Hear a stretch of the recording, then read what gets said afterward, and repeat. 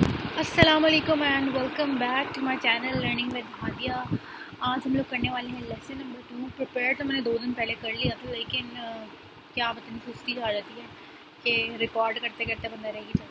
अच्छा चलिए प्रॉब्लम्स की तरफ आते हैं। Ethical problems with bio studies. तो वो कौन, इसमें बेसिकली ये है कि हम एक्सपेरिमेंट्स पढ़ेंगे। वो कौन से एक्सपेरिमेंट्स कंडक्ट हुए थे जिसकी वजह से एथिकल कोड्स और प्रिंसिपल्स डेवलप हुए। अब इस पहले पैराग्राफ में ये बताया कि बहुत सारे जो उन्होंने स्टडीज़ रिसर्चर्स ने जो है ना एक्सपेरिमेंट कंडक्ट किए, जिसकी वजह से बहुत सारे प्रॉब्लम्स आने लग गए उन लोगों में जिनके ऊपर एक्सपेरिमेंट हुआ।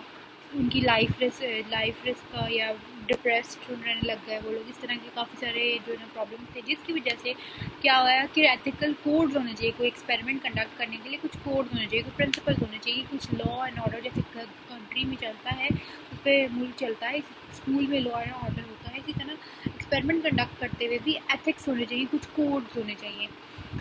अच्छा, सम नोटेबल इश्यूज, कुछ जो नोटेबल इश्यूज थे उनके स्टडीज़ में, वो क्या थे कि कंसेंट नहीं होता था लोगों का लैक ऑफ इन्फॉर्म कंसेंट। उनको कंसेंट उनसे पूछा नहीं जाता था, उनकी अपनी रजामंदी नहीं होती थी, उनको परसुएड किया जाता था, उनको बाय फोर्स कहा जाता था कि आपने ये एक्सपेरिमेंट करना है, अगर वो इसमें पार्ट लेना है, बेशक वो चाहते थे या ना चाहते हो, उनको बहुत ज़्यादा फोर्सफुली वो कहते थे कि आपने लेना है तो लेना है।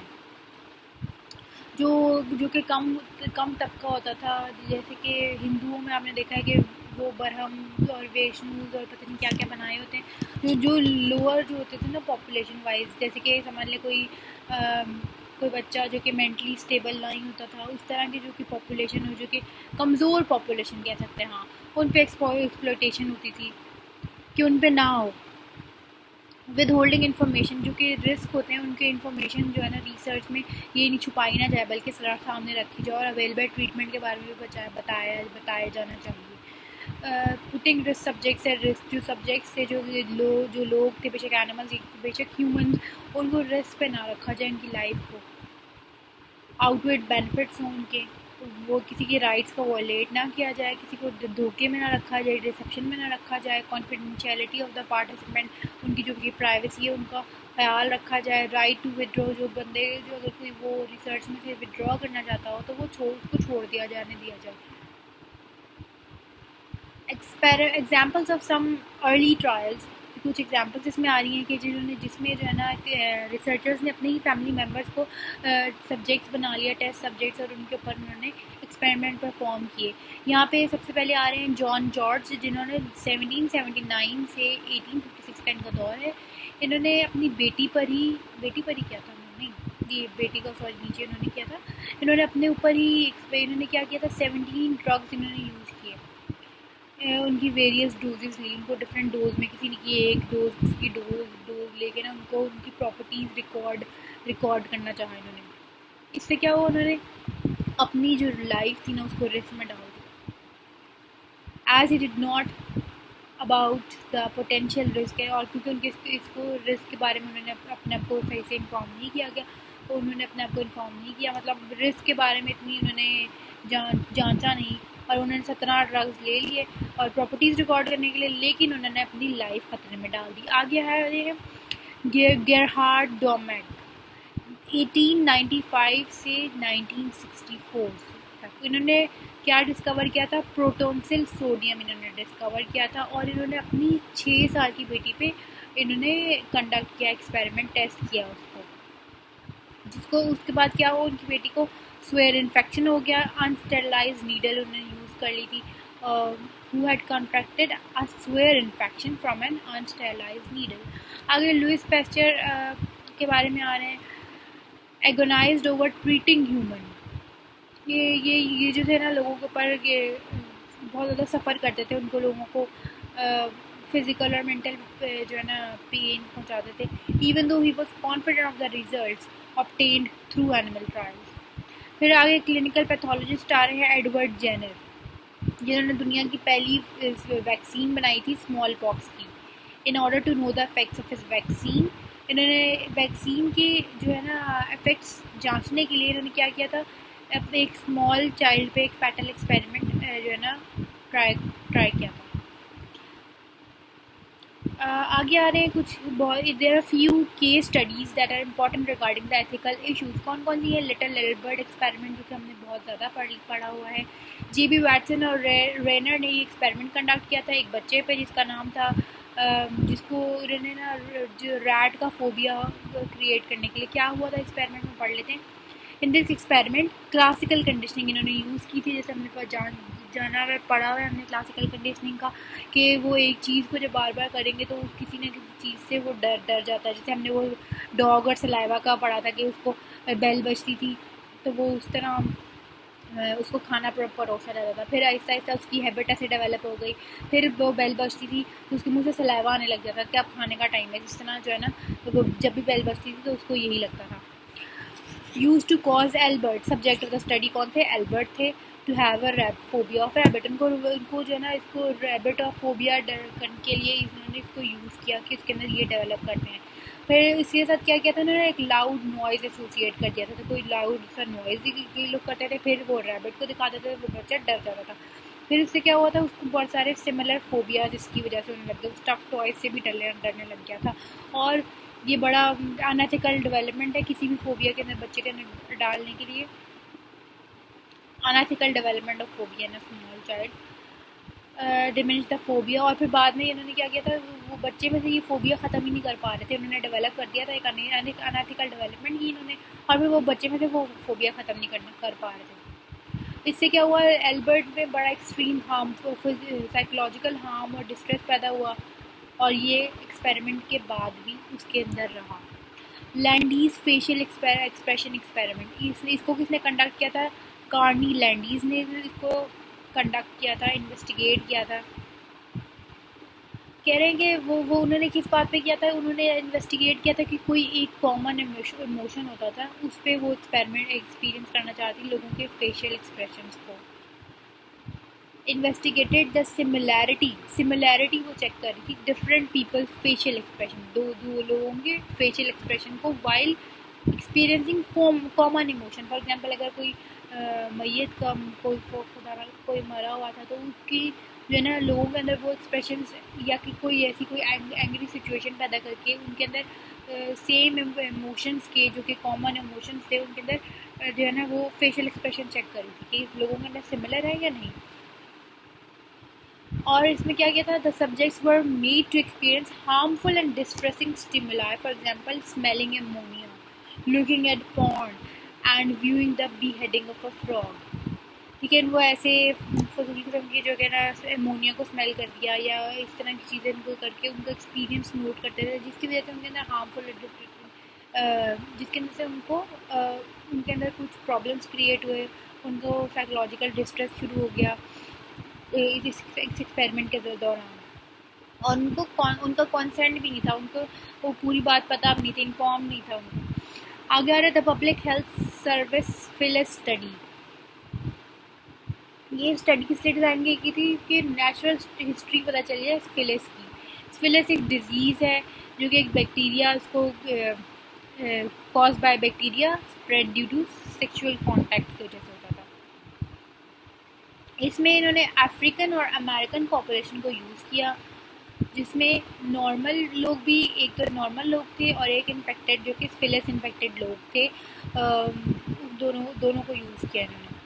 और दोनों को जो है ना, the people were not informed about the disease, लोगों को उनके डिजीज़ के बारे में नहीं बताया गया। They were not told the true nature, उनको ट्रू सारी बात भी नहीं बताई गई एक्सपेरिमेंट की, और कोई ट्रीटमेंट उनको ऑफर नहीं किया गया। ये जो एथिकल प्रॉब्लम्स थी इस एक्सपेरिमेंट के साथ कि लैक ऑफ इंफॉर्मेशन थी, इनको डिसेप्शन में रखा गया, धोखे में गया, लोगों की जानों को रिस्क में भी रखा गया, और जो एक वल्नरेबल ग्रुप था उनको एक्सप्लॉइट भी किया गया। किसको?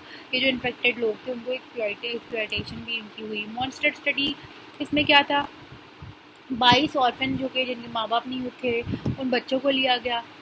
ये किसने कंडक्ट किया था? वेंडन जॉनसन ने इसको कंडक्ट किया था।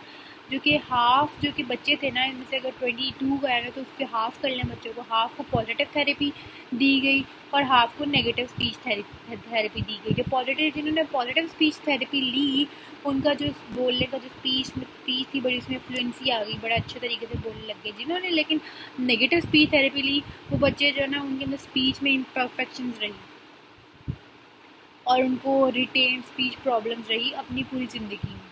दे ethical issues with this study include induced stress, और उनके अंदर स्ट्रेस हुआ और स्पीच प्रॉब्लम पैदा हो गई उन नॉर्मल बच्चों में भी, क्योंकि वो अभी हम वो तो बड़े ही हो रहे थे ना जिनके अंदर जिनका लिया होगा, सही बात है, 22 ऑर्फन बच्चों का।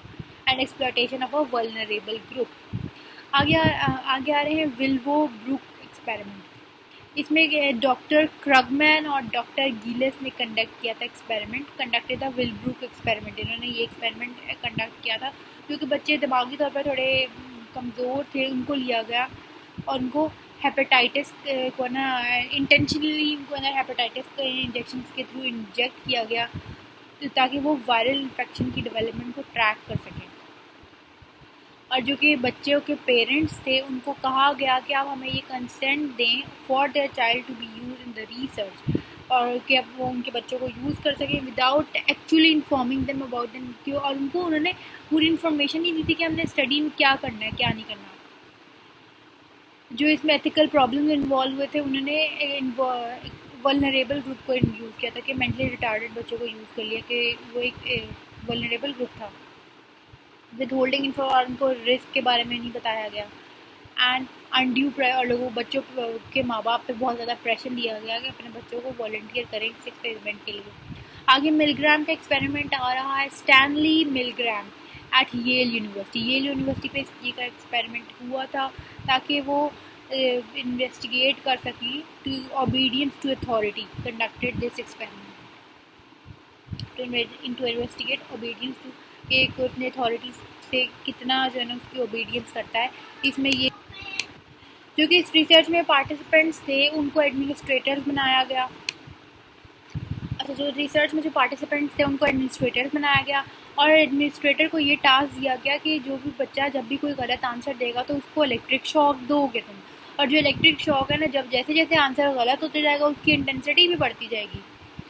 although the participants were hearing the student crying in pain, जो कि लोग थे वो एडमिनिस्ट्रेटर्स जो थे उन्होंने देखा कि बच्चे रो रहे हैं, लेकिन फिर भी उन्होंने ये एक्सपेरिमेंट कंडक्ट किया और वो अथॉरिटी के ऊपर ओबीडियंट रहे कि अपनी जो कि उन्होंने तो उनको एडवाइस किया गया था वो उस पर ओबीडियंट रहे। जो इस एक्सपेरिमेंट का नेचर था बड़ा अनएथिकल था, लोगों की जानों पर रिस्क था लोगों के लिए। एंड क्या हुआ था, बच्चों के अंदर बहुत ज़्यादा stress, high level of stress भी पैदा हुआ। आगे आ रहा है जूइश क्रॉनिक डिजीज स्टडी। इसको डिजीज़ हॉस्पिटल इन ब्रुकलिन में जो है ना किया गया। Injected live cancer cells into senile patients. इन्होंने क्या किया था, इन्होंने कैंसर सेल्स को सेनाइल पेशेंट के अंदर डाला गया और इन्वेस्टिगेटर्स जो थे वो ये बिलीव करते थे कि जो सेल्स हैं वो रिजेक्ट कर देंगे उनकी body. The researcher did not inform the patient, और रिसर्चर्स ने पेशेंट्स को भी नहीं बताया इसके बारे में। और इसमें ये क्या था, इस स्टडी के एथिकल कंसर्न्स क्या था कि इसमें इन्फॉर्म्ड कंसेंट नहीं था लोगों का, और वल्नरेबल ग्रुप के एक पेशेंट को यूज़ किया गया, एक ग्रुप था vulnerable groups of subjects for study. आगे आ रहा है Zimbardo prison study. Philip Zimbardo ने ये स्टडी जो है ना की थी कंडक्ट, और उन्होंने ये क्यों कंडक्ट की थी कि मैयर कर सके जो रोल प्लेइंग का इफेक्ट और लेबलिंग का और सोशल एक्सपेक्टेशंस ऑन बिहेवियर और पीरियड ऑफ 2 वीक्स। उन्होंने ये स्टडी करने के लिए कि रोल प्लेइंग का क्या इफेक्ट होता है, किसी को कोई चीज़ किसी बारे में लेबल कर दो तो उसका क्या इफेक्ट होता है, ये पढ़ने के लिए उन्होंने 2 वीक्स की स्टडी की थी। एक्सपेरिमेंट कंडक्ट किया गया था कि उन्होंने कॉलेज स्टूडेंट्स को लिया गया और उनको उन्होंने प्रिजनर्स और गार्ड्स के तौर पे ना एक एनवायरनमेंट बनाया, प्रिजन एनवायरनमेंट, उसमें रख दिया उन्होंने। जो प्रिजनर स्टूडेंट्स थे उन्होंने बड़ा रिबेल किया, मुखालफत की। एंड द गार्ड स्टूडेंट, जो कि गार्ड स्टूडेंट्स थे, जैसे कि प्रिजनर्स करते हैं वैसे उन्होंने उनका रवैया होगा। और जो गार्ड स्टूडेंट थे उन्होंने उसके साथ बड़े एक्सट्रीम मेजर्स है कि जैसे हम देखते हैं कि पुलिस ऑफिसर्स क्या करते हैं, उन्होंने बड़े एक्सट्रीम मेजर्स लिए उनके साथ। और जो प्रिजन था बड़ा लोगों बच्चों के लिए ना बड़ा रियल हो गया, जो कि स्टूडेंट्स जो कि प्रिजनर बने थे और जो गार्ड बने थे दोनों के लिए, और जो कि स्टडी थी वो कुछ दिनों बाद ही रोक दी गई थी। जो कि इसमें एथिकल कंसर्न्स थे वो था इन्वॉल्व डिस्ट्रेस था, unethical studies of these nature. अब इस तरह के जो है ना स्टडीज़ नहीं की जाती, क्योंकि साइंटिफिक जो कम्युनिटी है is more sensitize due to the potential of use procedures creating emotional discomfort और हार्म। तो ये एसोसिएट कर दिया था ना, उन्होंने नाम दे दिया था, लेबल कर दिया था स्टूडेंट्स को कि आप प्रिजनर्स हैं, आप गार्ड्स हैं, और एक इन्वायरमेंट ऐसा क्रिएट कर दिया था जिसमें वो फिर वो करने भी वैसे ही लग गए और बड़ा रियल बन गया। तो ये इम्पैक्ट होता है किसी को किसी नाम पे बुलाने पे। इसलिए कहते हैं ना अपने बच्चों को अच्छे नाम से पुकारो। हमारे इस्लाम में भी यही है, अपनी बीवियों को अच्छे नाम से पुकारो, बच्चों को किसी को भी नाम दें तो अच्छा नाम दें। आगे आ रहा है modern science, era of modern science के बारे में पढ़ लेते हैं। Early 20th century, 19th century में जो है साइकोलॉजी बनी थी, जो कि as an empirically accepted science. Experiments भी परफॉर्म किए गए थे टू प्रोवाइड साइंटिफिक प्रूफ, ताकि साइंटिफिक प्रूफ हो, और कंसेप्ट जो कि साइकोलॉजी के इंट्रोडक्टरी कंसेप्ट थे उनको एक्यूरेट जांचने के लिए जो कि ना प्रूफ किए गए। मेडिसिन की प्रोग्रेस भी हुई, to be also begin to accelerate the treatment of research subject change, research subjects का भी सब्जेक्ट भी चेंज हो गए, and the concept of human rights emerge, human rights emerge होने लग गए। Various ethics code of conduct जो है वो भी डिस्कशन में आने लग गए।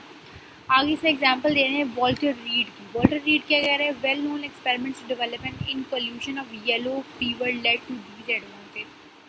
Reed's vaccine experiment were carefully scrutinized. However, unlike early trials, in vaccine से क्या किया गया था उन्होंने कि पूरी दुनिया में जो है ना एडमिनिस्टर किया, then they are approved by WHO के जो है कि जो भी अब हम वैक्सीन बनाते हैं वो पहले जो है जब पूरी दुनिया में जाती है चेक होती है। जैसे कि अभी कोरोना की वैक्सीन बनी थी, पूरी दुनिया में चेक के उन्होंने सबने चेक की, साइंटिस्ट ने WHO ने अप्रूव की, और बेसिक रिक्वायरमेंट जो कि ना basic at least met the basic requirement of FDA, food and drug administration की।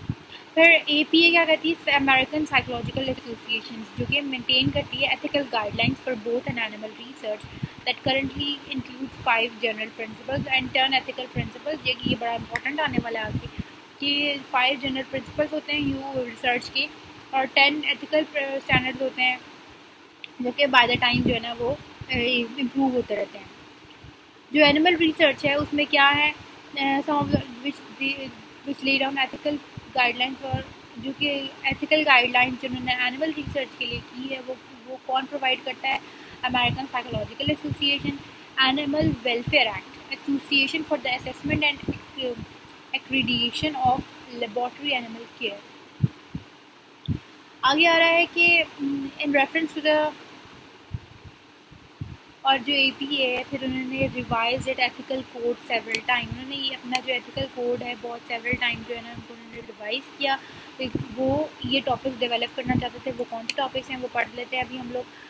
To ensure researchers include a thoroughly debriefing, जो कि पार्टिसिपेंट है उनकी थॉरली डीब्रीफिंग हो, कंडीशन उनको बताए जाएँ अंडर विच डिसेप्शन में भी यूज, जहाँ पे डिसेप्शन में भी use, to include specific guideline उनको बताई जाए for research with human and animal subject. तो ये था आज का लेक्चर, उम्मीद है कि आपको अच्छा लगा हो।